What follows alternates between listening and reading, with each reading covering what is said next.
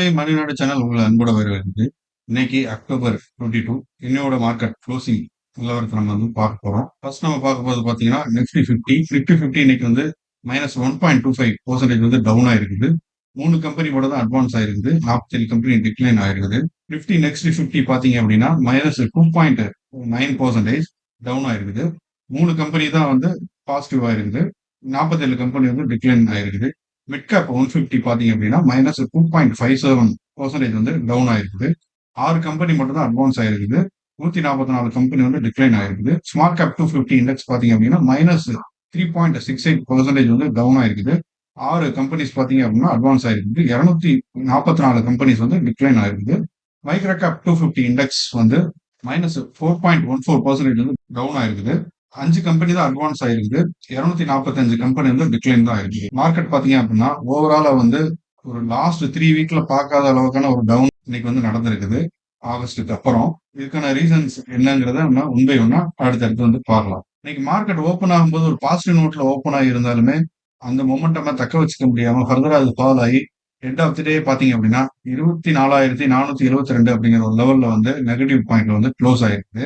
இது பாத்தீங்கன்னா இந்தியாவோட ஷேர் மார்க்கெட்ல இது வரைக்கும் பார்க்காத ஒரு பிக்கஸ்ட் சிங்கிள் டே லாஸ் இன்னைக்கு கொடுத்திருக்கு. லாஸ்ட் 3 வீக்ல நிஃப்டி 50 பாத்தீங்க அப்படின்னா 1.25% ஃபால் ஆகி 24,472 அப்படிங்கிற ஒரு க்ளோசிங்ல இருக்குது. சென்செக்ஸ் பாத்தீங்க அப்படின்னா 1.15% டவுன் ஆகி 80,220 அப்படிங்கிற ஒரு லெவல்ல இருக்குது. இனிஷியலா ரெண்டு பெஞ்ச் மார்க்குமே ஒரு 0.4% கெயின் கொடுத்திருந்தாலும் ஒரு 10 மணிக்கு அப்புறம் எல்லா இண்டெக்ஸுமே நெகட்டிவ் நோட்ல தான் ட்ரேட் ஆகிட்டு இருந்துச்சு. அடுத்து செக்டாரல் அண்ட் பிராடர் மார்க்கெட் பாத்தீங்க அப்படின்னா இருக்கக்கூடிய மேஜர் 13 செக்டாருமே ஒரு நெகட்டிவ் நோட்ல டிக்ளைன் தான் ஆயிருந்தது. நிஃப்டி 50ல இருக்க 50 கம்பெனிகள் 40 கம்பெனி டவுன் ஆயிருந்தது. ஸ்மால் கேப் பாத்தீங்க அப்படின்னா ஒரு 4%, மிட் கேப் பாத்தீங்க அப்படின்னா ஒரு 2.6% டவுன் ஆயிருக்குது. Small cap and mid cap ப்ரீவியஸா ஒரு ஆகஸ்ட் 5th தான் இந்த மாதிரி ஒரு ஒஸ்டான ஒரு பெர்ஃபார்மன்ஸ் பண்ணியிருந்தது. இன்னைக்கு அதுக்கடுத்து இந்த லெவல் டவுன் ஆயிருக்குது. இண்டிவிஜுவல் ஸ்டாக் பாத்தீங்கன்னா இன்னைக்கு ஹுண்டாய் மோட்டார்ஸ் இன்னைக்கு ஐபிஓ லிஸ்ட் ஆயிருந்தது. ஹுண்டாய் மோட்டார்ஸ் இஷ்யூடு பிரைஸ் பாத்தீங்க அப்படின்னா 1960 அப்படிங்கிற ஒரு ரேஞ்சில் இஷ்யூடு பிரைஸா இன்னைக்கு லிஸ்ட் ஆயிருந்தது. But end of the day பாத்தீங்க அப்படின்னா 1820 அப்படிங்கிற ஒரு லெவல்ல க்ளோஸ் ஆயிருக்குது. இதுக்கான காரணம் பாத்தீங்க அப்படின்னா லாஸ்ட் ஒரு 2 வீக்ஸா ஆட்டோ ஸ்டாக்ஸோட அனாலிசிஸ் எல்லாம் சரியா இல்லை. பிளஸ் ஆட்டோ ஸ்டாக்ஸ் எல்லாமே டவுன் ஆயிட்டு தான் இருந்தது. இதோட காரணத்தினால இன்னைக்கு ஹுண்டாய் மோட்டார்ஸோட ஐபிஓ பெரிய சக்சஸ் ஆகல. பிளஸ் பாத்தீங்க அப்படின்னா ஹுண்டாய் மோட்டார்ஸோட சப்ஸ்கிரிப்ஷனே 2.4 டைம்ஸ் தான் அதிகமா இருந்தது. மோஸ்ட்லி நம்ம எல்லா ஐபிஓ நம்ம பார்த்தோம் அப்படின்னா IPOs maximum 6 time 10 times 14 times ஏன் 50 டைம்ஸ் கூட சப்ஸ்கிரிப்ஷன் ஆகுது. அதோட காரணம் பாத்தீங்க அப்படின்னா அதோட கேபிட்டல் அமௌண்ட் ரெக்கார்ட் அமௌண்ட் கம்மியான லெவல்ல இருக்கும் அந்த ஐபிஓட அமௌண்ட். மோஸ்ட்லி அதெல்லாம் நியூ கம்பெனிஸ் இல்ல ஸ்டார்ட் அப் கம்பெனிஸா இல்ல ஸ்மால் லெவலான கம்பெனிஸா இருக்கும். ஸோ அவங்களோட ஏர்னிங் க்ரோத் ஃபியூச்சர்ல இருக்கும் அப்படிங்கிற ஒரு நம்பிக்கையில அந்த சப்ஸ்கிரிப்ஷன் நடக்கும். பிளஸ் இனிஷியலா அந்த கம்பெனிஸ் எல்லாம் ப்ராஃபிட் புக்கிங் முதல் டேயே பண்ணிக்கலாம், லிஸ்டிங் கெயின் கிடைக்குங்கிறதுக்காக தான் அதை அப்ளை பண்ணுவாங்க. ஹுண்டாய் மோட்டார் அவங்களோட வேல்யூவேஷன் ஓவர் வேல்யூஷனா இருக்கிற காரணத்தினால ரீட்டைல் இன்வெஸ்டர்ஸ் அந்த அளவுக்கு பெருசா பார்ட்டிசிபேட் பண்ணல. பிகாஸ் இந்த கம்பெனி ஆல்ரெடி இந்தியன் மார்க்கெட்ல பல வருஷமா இருக்குது. ஸோ இவங்களோட குவார்டர்லி ரிப்போர்ட்ஸ் எல்லாம் எல்லாமே வெளியே வந்துட்டு தான் இருக்குது. ஸோ அதை பார்த்துட்டு தான் இருக்கிறாங்க. ஆல்ரெடி ஆட்டோ செக்டர் நல்லா பர்ஃபார்ம் பண்ணல. ஸோ இந்த டைம்ல இதை வாங்குறது நல்லது கிடையாது அப்படிங்கிறதுனால ரீட்டைல் இன்வெஸ்டர்ஸ் நிறைய பார்ட்டிசிபேட் பண்ணல. இருந்தாலுமே பாத்தீங்க அப்படின்னா இன்ஸ்டிடியூஷனல் இன்வெஸ்டர்ஸ் தான் நிறைய பார்ட்டிசிபேட் பண்ணி நிறைய ஸ்டாக்ஸை வாங்கியிருந்தாங்க. ஸோ அதோட காரணத்தினாலதான் சப்ஸ்கிரிப்ஷன் லெவல் 2.4 இருந்தது. இது இந்தியாவோட ஃபர்ஸ்ட் லார்ஜஸ்ட் ஐபிஓவா இருந்தது. 27,870 கோடி ஐபிஓவா லான்ச் பண்ணியிருந்தாங்க. இந்த ஸ்டாக் ஃபர்தரா இன்னும் டவுன் ஆகிறதுக்கான பாசிபிலிட்டிஸ் தான் இருக்குது. ஸோ ஐபிஓல யாராவது கிடைச்சிருந்தா இந்த ஸ்டாக்ல வெளியேறிக்கிறது நல்லது. அடுத்ததா நம்ம பார்க்க போறது பாத்தீங்க அப்படின்னா city union bank. City union bank பாத்தீங்க அப்படின்னா 12% அளவுக்கான ரைஸ் இன்னைக்கு பார்த்துருக்குது. இதுக்கு காரணம் பாத்தீங்க அப்படின்னா இதோட நெட் ப்ராஃபிட் பாத்தீங்க அப்படின்னா 1.6% அளவுக்கு இன்க்ரீஸ் ஆயிருக்குது கம்பேர் டு லாஸ்ட் இயர் இதே குவார்டர் Q2 குவார்டர் ரிசல்ட்டை கம்பேர் பண்ணும்போது எவ்வளவுன்னு பார்த்தோம் அப்படின்னா 285 கோடி அளவுக்கு நெட் ப்ராஃபிட் இன்க்ரீஸ் ஆயிருக்குது. அதே மாதிரி நெட் இன்ட்ரெஸ்ட் இன்கமும் 8.2% அளவு இன்க்ரீஸ் ஆயிருக்குது. இது குவார்டர் 1 கம்பேர் பண்ணும்போது 582 கோடி இன்க்ரீஸ் ஆயிருக்குது. இந்த நான் பர்ஃபார்மிங் அசெட் 3.5% குறைஞ்சிருக்கு. 3.99%லேருந்து 3.54% வந்து குறைஞ்சிருக்குது. Compare to Q1 result base பண்ணி. மார்க்கெட் பெர்ஃபார்மன்ஸ் பார்க்கும்போது ரூ. 150 அப்படிங்கிற ஒரு லெவல்ல வந்து க்ளோஸ் ஆயிருந்தது நேத்து. 2.75% வந்து டிப் ஆகி. பட் இன்னைக்கு பார்த்தீங்க அப்படின்னா இந்த ஸ்டாக் வந்து ஒரு நல்ல பெர்ஃபார்மன்ஸ் வந்து கொடுத்திருக்கு. அடுத்து நம்ம பார்க்க போற ஸ்டாக் பார்த்தீங்க அப்படின்னா ஜனா ஸ்மால் ஃபைனான்ஸ் பேங்க். இது வந்து 10.4% அளவுக்கான டிராப் கொடுத்திருக்கு. காரணமா பார்த்தோம் அப்படின்னா நெட் ப்ராஃபிட் அசெட் டிட்டோரியேஷன் ஆயிருக்குது. இதோட காரணத்தினால ஜனா ஸ்மால் ஃபைனான்ஸ் பேங்க் வந்து 10.4% வந்து டவுன் ஆயிருக்குது. நெக்ஸ்ட் எல்&டி ஃபினான்ஸ் வந்து 7.1% அளவுக்கு டவுன் ஆயிருக்குது.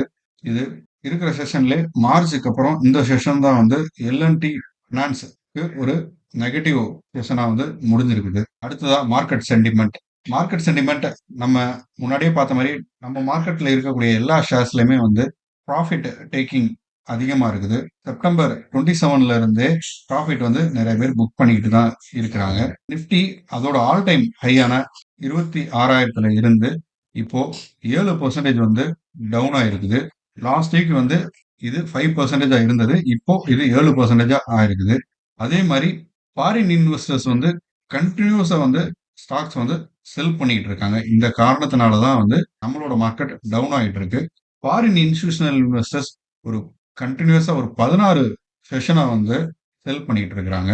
இதோட அளவு பார்த்தோம் அப்படின்னா இது வரைக்கும் ஃபாரின் இன்ஸ்டிடியூஷனல் இன்வெஸ்டர்ஸ் வந்து 88,244 கோடி அளவுக்கான ஸ்டாக்ஸை செல் பண்ணியிருக்காங்க அக்டோபர் 21 வரைக்கும். அதே சமயத்துல உலக சந்தையில் இருக்கக்கூடிய ஸ்டாக்கான ஜப்பானோட நைக் பாத்தீங்க அப்படின்னா 1.39% அளவுக்கு டவுன் ஆயிருக்குது. சவுத் கொரியாவோட இண்டெக்ஸுமே வந்து 1.31% அளவுக்கு டவுன் ஆயிருக்குது. ஹாங்காங்கோட இண்டெக்ஸுமே இன்னைக்கு 0.54% வந்து டவுன் ஆயிருக்கு. ஓவரால மார்க்கெட் இன்னுமே ஒரு நெகட்டிவ் ட்ரெண்ட்ல தான் போயிட்டு இருக்கு. ஸோ நம்ம லாஸ்ட் வீக்கே சொன்ன மாதிரி இன்னைக்கு மார்க்கெட் இந்த வீக்ல இன்னும் ஒரு செஷன் வந்து நெகட்டிவா ட்ரேட் ஆகிறதுக்கான பாசிபிலிட்டிஸ் இருக்குது. 2 ட்ரேடிங் செஷன் பாசிட்டிவா ட்ரேட் ஆகும்.